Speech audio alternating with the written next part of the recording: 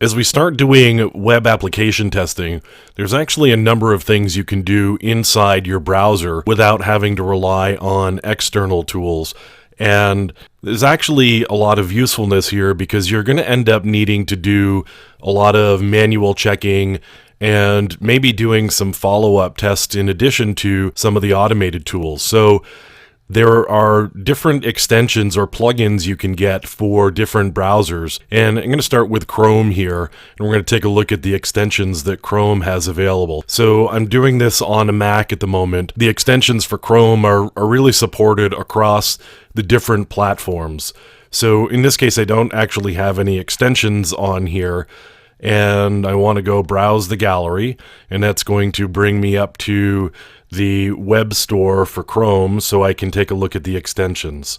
And you can see the extensions over here on the left, and there are a couple of places to go. The first place I want to start with is developer tools, and there's some interesting plugins that are useful. The web developer plugin, for example, gives us some different capabilities that more have to do with actually how pages look, but you may want to use some of those tools. And there are some others. Firebug Lite, for example, gives us the ability to do a lot of deep digging into actually what the page does and how it's put together. So we can look at the document object model, we can look at the JavaScript, we can actually do some interacting with it.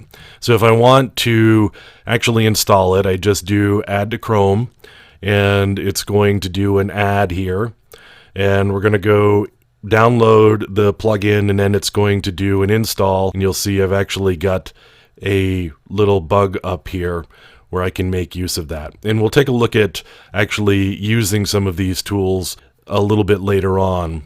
Going back to the web store though, there are a number of other tools that are really useful to use inside of Chrome specifically.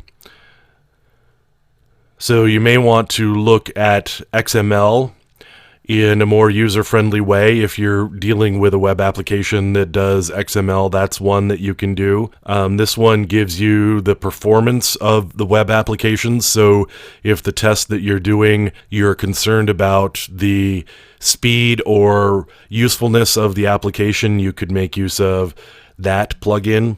There are plugins here to be able to do a ping, a trace route, and check on DNS black hole lists here. This is a tool that you can use to determine what technologies are actually used on websites. So you can figure out what the content management system is if it's not immediately obvious based on banners and page names. Wappleizer will actually help you figure out whether you're running Drupal or whether you're running WordPress or whether you're running something else, and you can see whether PHP works and various other technologies that run on the web server or on the website itself. So you can use Wappleizer for that. So there's a lot of different extensions that you can install into Chrome that give you a lot of capability, and we'll take a look at the capabilities specifically in a different video here, but I want to give you a sense of what's available. There are also some under productivity you may want to take a look at. Of course, if you're interested in